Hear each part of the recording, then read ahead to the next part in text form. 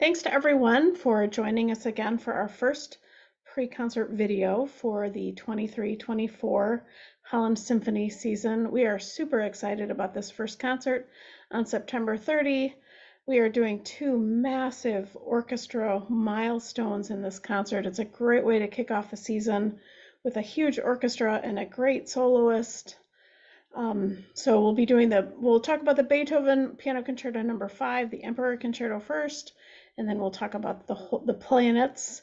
I just suggested to Johannes before we started recording that his European history was better than mine, so maybe he'll kick us off with talking about the Beethoven a little bit. Well, I don't know. I don't know if that's true, but uh, this concert is sort of like everybody's favorite repertoire, right? So, what better way to start than with a Beethoven piano concerto in his last and most mature concerto? So, it dates back to the beginning of May 1809, and this was exactly the time when Napoleon was besieging Vienna. So Beethoven at that point was firmly established in Vienna and had many donors and friends. So, but they all fled, right? So the Austrian imperial family and all of the court, including Beethoven's some of his students and his benefactor, the Archduke Rudolph, they all fled the city. So Beethoven couldn't really afford to go. So he found, with all the cannon fire, he had to seek shelter. And so he was lucky enough to have his brother in the city, and he was finding shelter in his brother's cellar. But once the bombardment had ceased and the Austrian forces had surrendered, then the occupiers simply said, "Okay, residence tax, right? All the Viennese have to pay a tax," and it went straight to France. And so there was a heavy financial burden on Beethoven. And I don't know if everybody's familiar, but Beethoven was sort of the first artist that wasn't affiliated with the church or one nobleman who employed him, like with Esterhazy and Haydn. But Beethoven really tried to make it as, from teaching piano lessons, from writing pieces. And several benefactors had sort of guaranteed him a salary. And so it was really tough time for Beethoven. He had to dip into his savings and it was kind of rough. So, but after that summer, Beethoven was able to get away from the city and return to composing and went back to producing one masterwork after another, right? So among of them was this very Piano Concerto No. 5. So he was sort of contemplating and talking to some of his friends and says, it's a very strange scene in Vienna, right? It seems like back to normal, but there's people speaking French in the middle of the city. And you see all these soldiers and you hear drums and you see people marching. That sort of was very strange to him.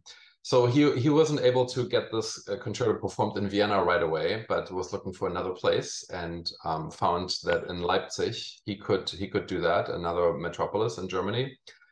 But Beethoven, when he wrote the Concerto No. 5, he already knew that he was too deaf to play himself, right? Because you need to hear the orchestra. It's a very symphonic work. So he had one of his students in mind who was a great virtuoso, much more virtuosic than Beethoven himself, Carl Czerny. But now this work was performed in Leipzig, so he had to find another soloist. So he found Friedrich Schneider, and he then actually did the first performance of the work. And then later on, when eventually he did perform it, roughly a year later in Vienna in 1812, then of course it was Czerny's turn to play it. That performance in Vienna was not as successful as the one in Leipzig, and that is due to Beethoven cost sharing the concert with the Society of Noble Ladies of Charity, but they were much more interested in historic and conservative music, so this seemed a little too wild for them. So there was just a very passive applause, but it became a hit after that. So the question is, how did this concerto become the Emperor Concerto? Like, who coined the term? So legend has it that a French army officer in the auditorium shouted, "This is an emperor among concertos." But there is no verification lacking.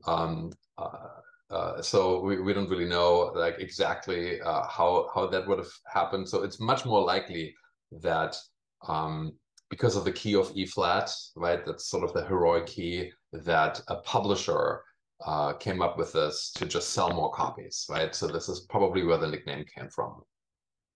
A few things about the concerto. It is, I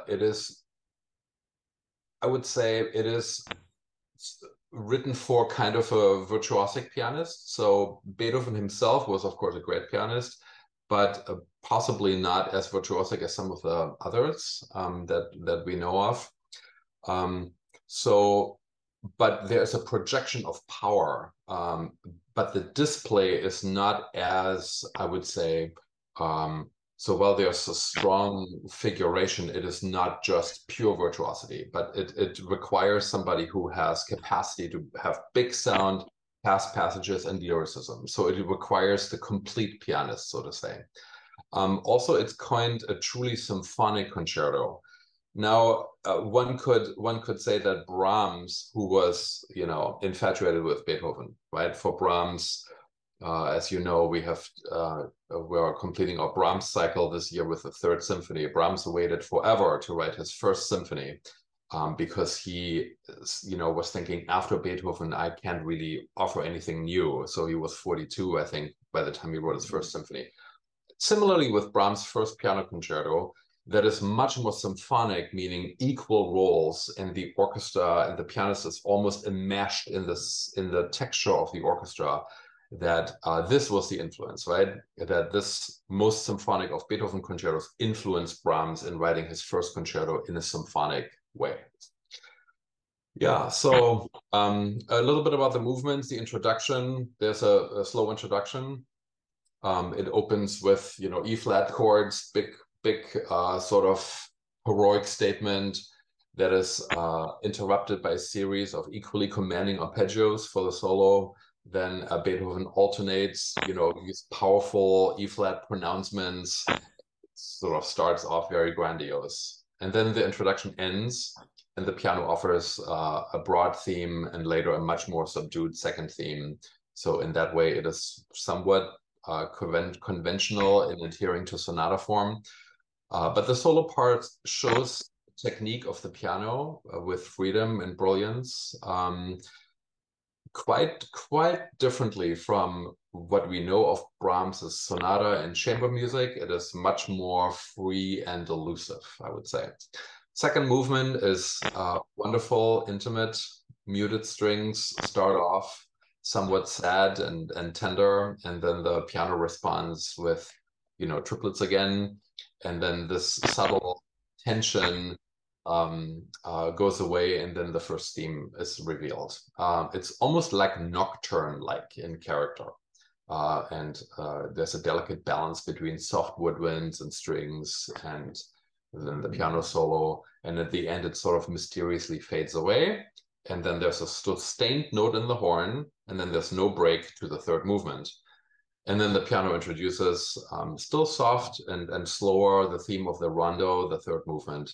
But then suddenly, dramatically, the piano lounges into the final theme, and that's exuberant allegro in kind of a grand style.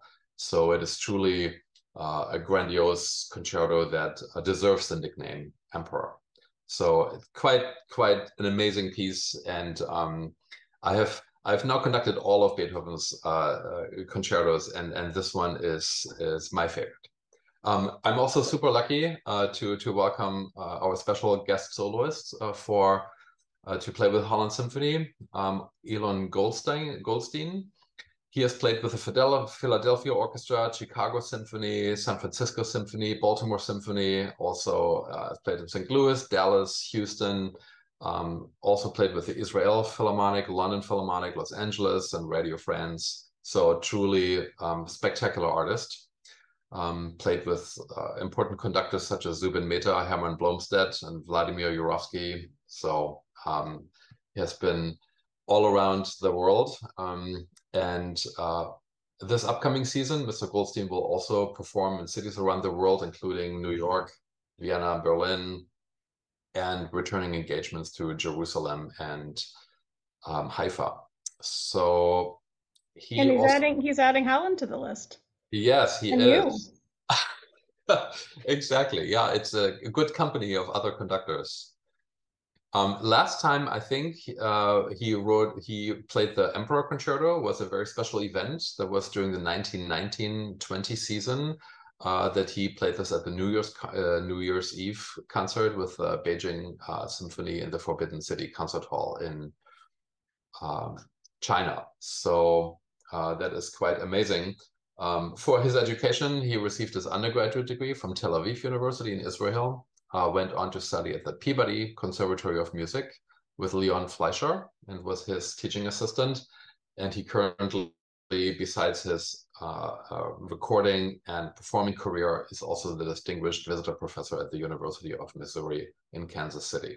So super excited about the first half of the program.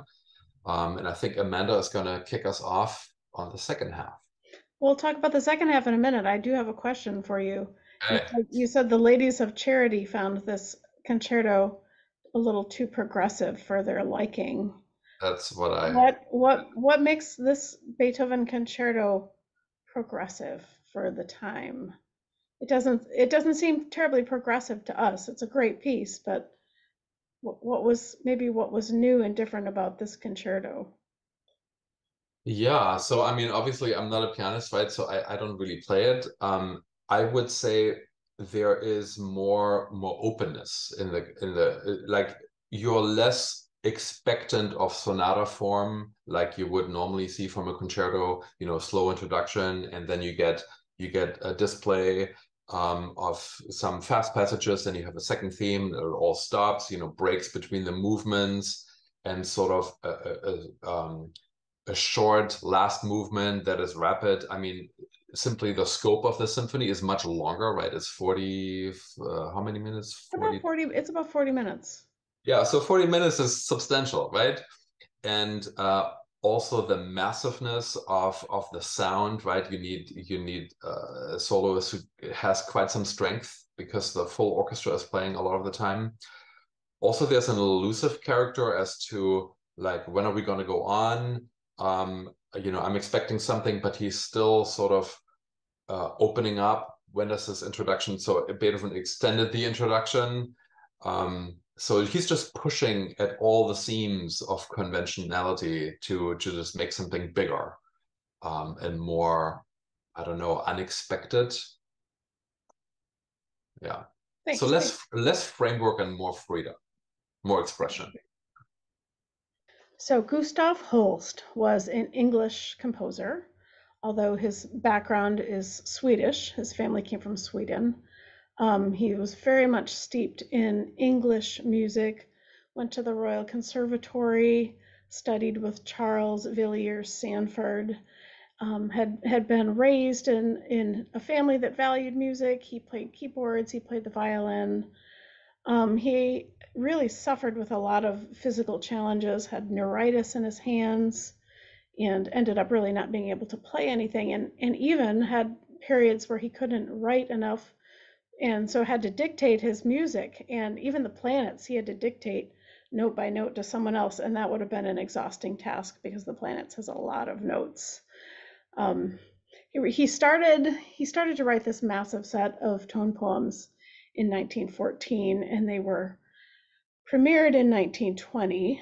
So it took him a couple years to write them, and then it was a few more years before they were played. 7 movements in all. We tend to think of the planets as representing the planets, and actually, Holst was his guilty pleasure was astrology, and he was sort of embarrassed by this, but he really was captivated by the mystery of the placement of the planets in the solar system and whatever mysterious forces they might exert on people. He loved to read horoscopes at parties, and again was somewhat embarrassed about that, but that was sort of one of his things that he liked to do. So the planets is not meant to depict anything in terms of our solar system. He also really wasn't as interested in the mythology behind the figures, but was really interested in the astrological characteristics of each planet. and really had some connection. He felt some connection between astrology and music as well, and really thought he had lots to say musically about the astrological characteristics of the planets. So great piece, wonderful piece. He was known for his color and ability to compose just so many different sounds. It's only about 100 years after the Beethoven, but it's just worlds of difference away in terms of the sounds that he produced from an orchestra. Obviously, used a much bigger orchestra with some interesting instruments, including two harps, two people playing timpani, a celesta, organ. It ends with a female chorus, massive brass and woodwind section, but we'll get there in a minute. So 7 movements. He did not write about Earth. He thought there was plenty of music written about Earth already, and Pluto was not discovered at the time. So the remaining 7 planets each get a movement. It starts with probably one of the most famous, probably the most famous of the planet is Mars, if not maybe Jupiter, but Mars. Written in 1914, so obviously just at the beginning of World War One. Mars, the bringer of war, definitely you hear it's ominous. It's got what we would call an ostinato rhythm, so a rhythm that repeats, and it's in 5/4, so it's a march. It sounds like a march, but it's in 5/4, so it's very lopsided. It starts really quietly, far away. The strings are all we tap with our bows on the strings, which gives it this weird sort of skeletal, creepy sound, that gets louder and louder with percussion and more instruments. It's got lots of big climaxes. It's polytonal in places, so almost 2 different chords at the same time clashing with each other. And Holst really wanted to express really the awfulness and the stupidity of war, is what he said. Um, so wonderful. You just feel this ominous, fateful power sort of marching on toward you. Um, Lots of fun to play. I think musicians really enjoy playing Mars. It's very gratifying. You can just be about as loud as you can possibly play. It's pretty fun. Um, When I have done this with my youth orchestra here in Orange County, when we did it for a young people's concert, they immediately said, "Well, this sounds like Star Wars." yeah, Something to it. I think that composers like John Williams were probably inspired by this kind of symphonic writing, and in effect, it's very similar language you would find in a big Hollywood blockbuster. yeah. So it's not far off. Sounds a lot like Darth Vader's march. Yeah. Yeah, a lot of people think Williams took it directly from this, the Darth Vader theme. So it's got that same dark character and just ominous, threatening music.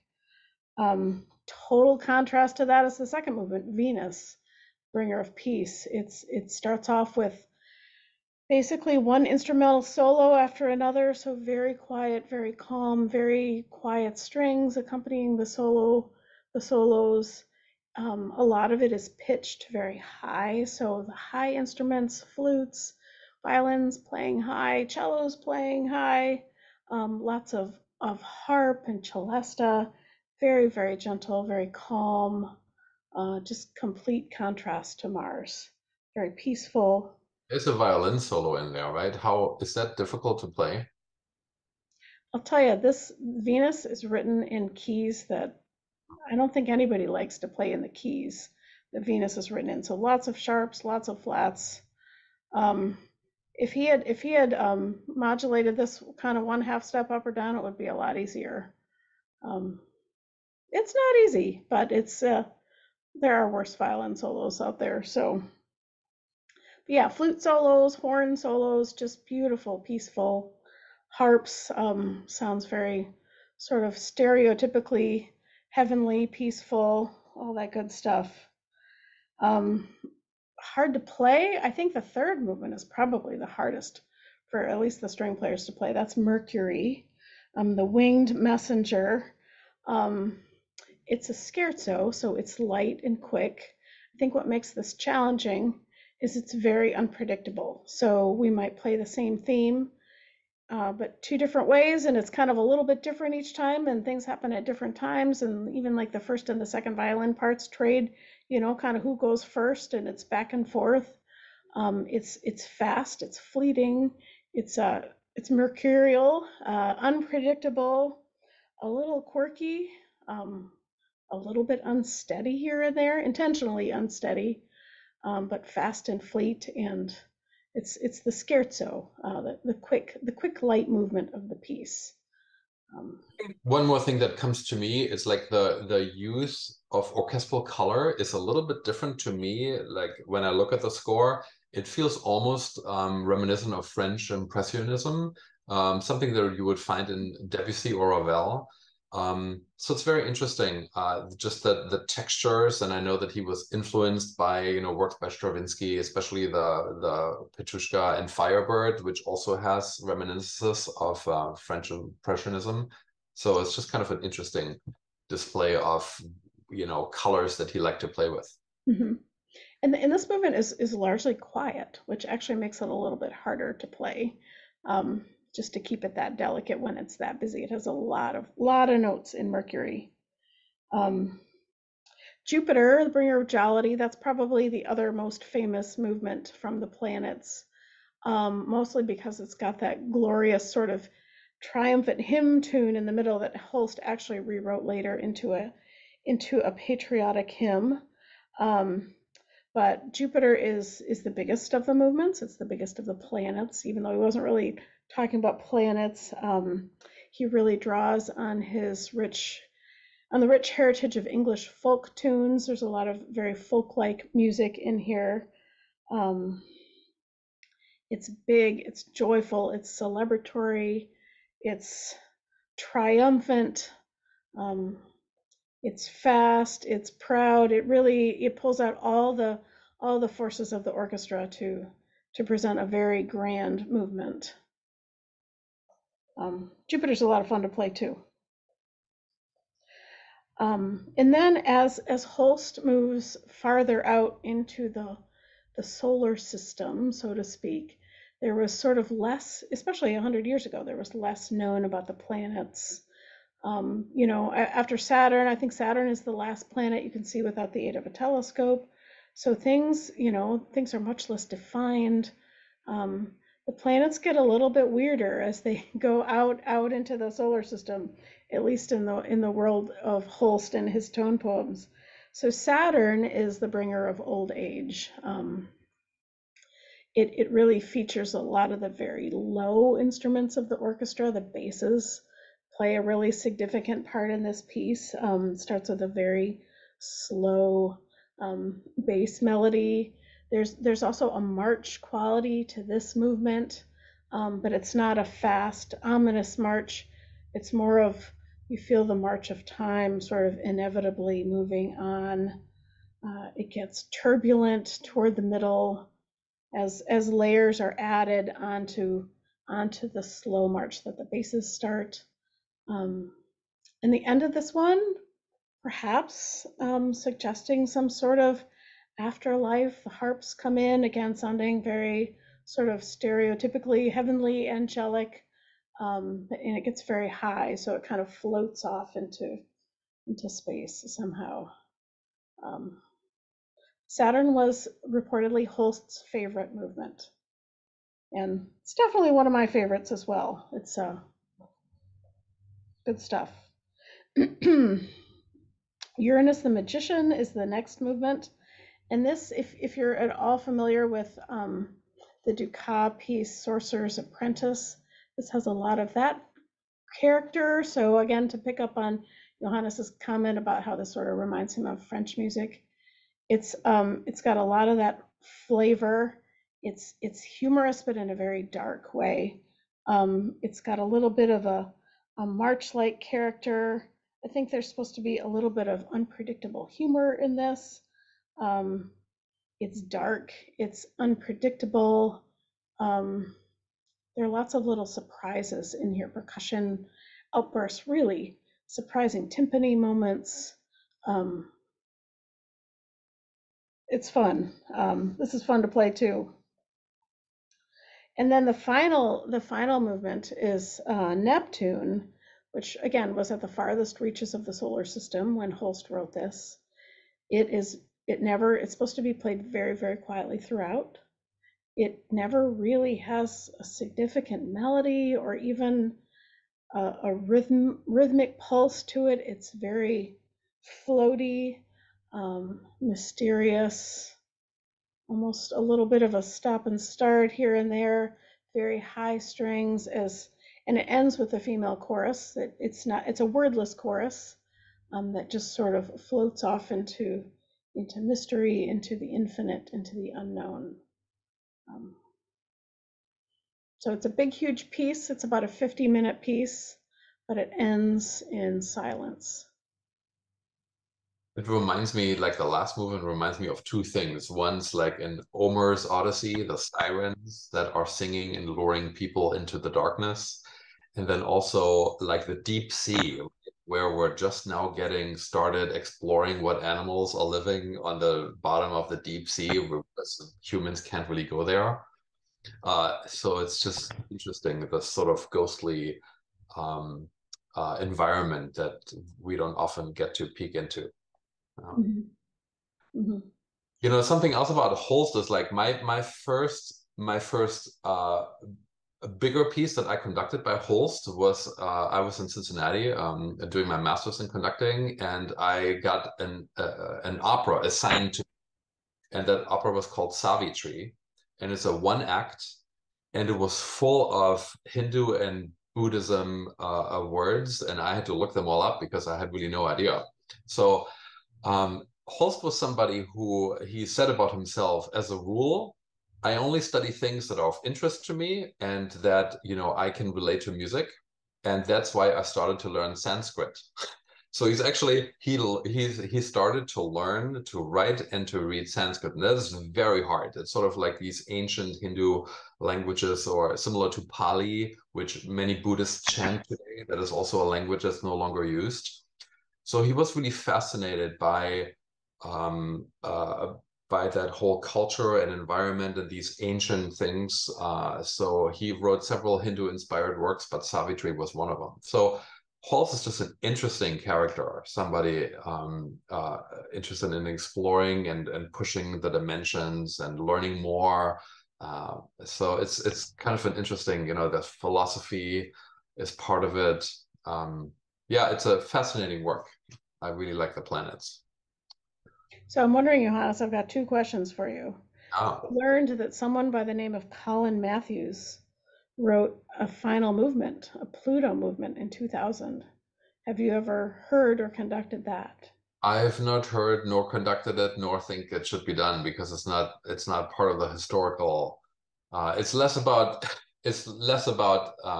having a complete picture of the planets and more about what he meant to say about them. Also, like he was asked for more program, right? Because of the programmatic piece.